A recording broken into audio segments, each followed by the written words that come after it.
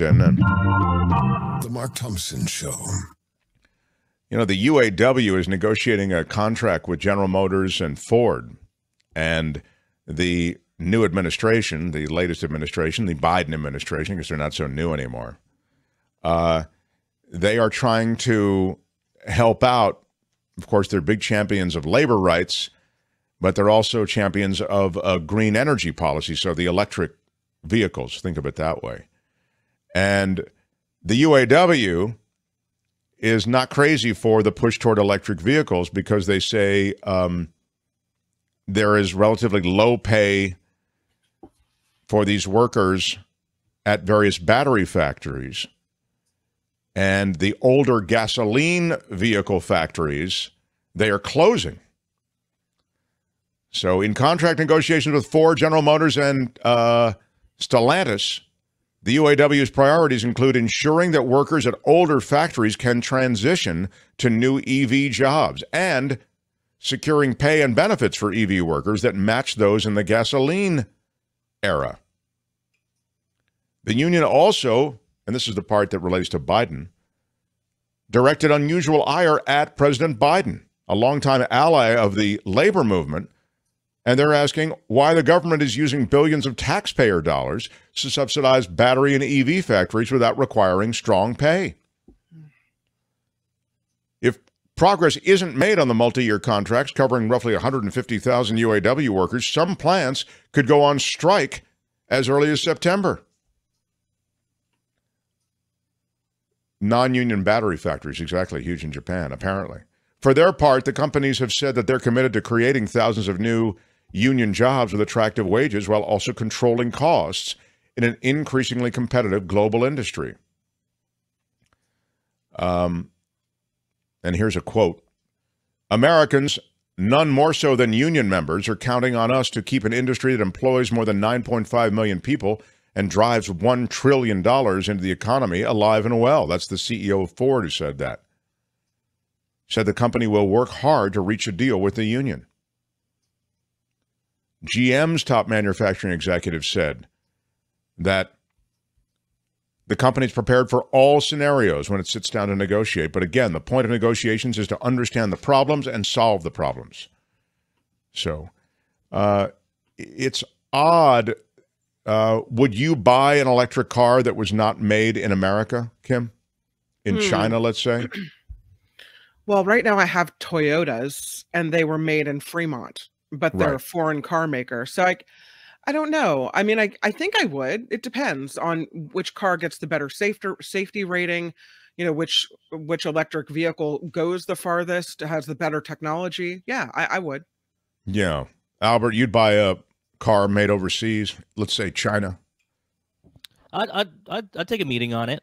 I've been thinking about getting Volkswagen's having this microbus. They're kind of bringing back their classic, and it's going to be an all electric. That's predicting like to come out next year.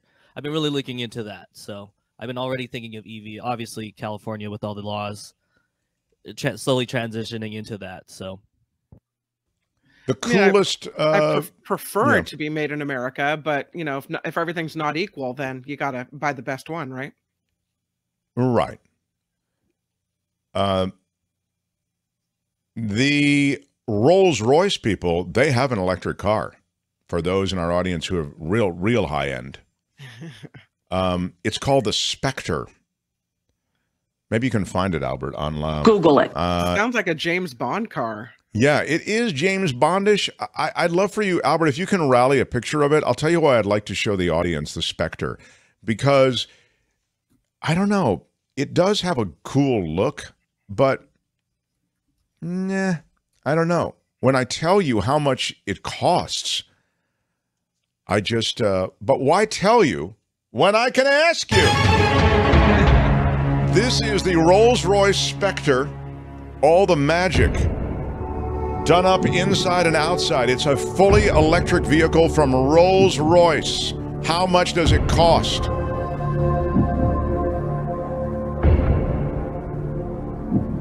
It's gorgeous.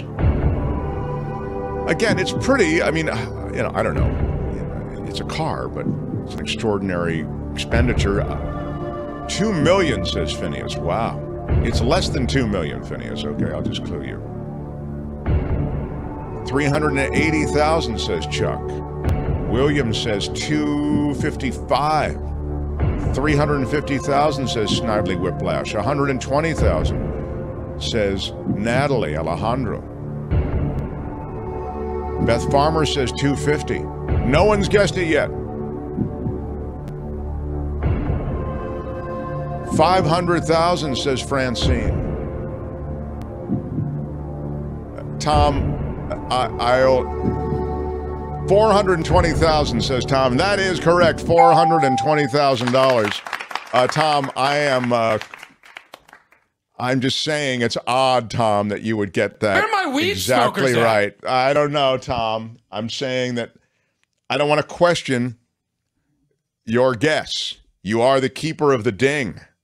But I would say Tom Dusenberry, who is a supporter of the show from the very earliest hours, that he guessed, Kim, 420,000. Pretty good. So correctly. Good, or might have had some Google help. I'm just saying. They do this to me all the time. I don't know what the hell they do it for. Yeah, you do it. You know what I'm saying, Tom. You might have had Google it. I think you might have Googled it. But Tom says he did not Google it. You really didn't, buddy? I did not Google it. He says he's in. Look at that. I did not. Oh, sorry. I did not Google it. Well, in that case, I'm gonna take Tom to court on this, Mark. We're gonna. I'll see you in people's court. Yeah, it does seem as though that was an incredibly good guess. But anyway, the answer is 420,000. It is the Rolls Royce Spectre. It is an electric vehicle, a 584 horsepower engine with 2 motors and 664 pound. Oh, I just lost it.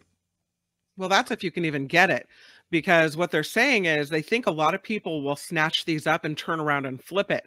Oh. And the CEO of Rolls-Royce says flippers will be immediately blacklisted. Don't even try to do it. Wow, don't try the flip. Yeah, they say it's become the norm for deep-pocketed buyers to snatch up limited allocations of these extra exclusive cars and then try to resell them for much more than they originally paid, so that they're going to sell out and then they're going to be worth even more money. But he says, don't even try it. If you do that, we'll put you on a blacklist. We'll never sell you one of these again. That sounds like every limited edition product. Shoes, anything. They all, resellers ruin everything. Yeah. I love that they threaten you with all the... Good day, sir! That's right. If you flip it. I'll try to do that. Torsten Mueller Otvos, he told Car Dealer Magazine, they're going immediately on a blacklist, and this is it. You will never, ever have the chance to acquire again. Good day, sir! Yeah, you're done. Wow. Pretty brutal. So somebody asked, does that include all the options? Like you wouldn't have to add the undercoating or whatever? Yeah, so undercoating another, how much? 75,000 for the undercoating. It has a retractable hood ornament, says William. You know, that's worth something. Pretty cool. I feel like those are one of the cars where you'd like for someone to drive you in it. You just sit in the back, you relax. I agree. Albert has actually said something that I have always wondered about. Why do you buy a big Rolls, one of the big Rolls sedans, the gorgeous 4-door sedans? They're big and beautiful, and you expect, some like the royalty to get out of. It opens the opposite direction. Yes, thank you. Why would you get those if you're going to be driving? It looks weird. You shouldn't be driving that. There's like a whole, you could put your wine there. You could have like a whole charcuterie board there. Yeah, it's thank built you. for you to stay in the back, Yeah, the back is where you want to be. Exactly. Yeah. You don't want to be up with the driver. So Albert is exactly right about that. But people do buy them. Anyway, this is a 2-door. Yeah, this one's a 2-door. Anyway, that's the deal on the Rolls Royce Spectre. So you have it now. The Mark Thompson Show. I can't believe the show is on. Hi, it's Mark, and I thought that was great. Hit the notification bell. You'll know whenever there's a new video being dropped, and please subscribe to our channel to help us save the universe.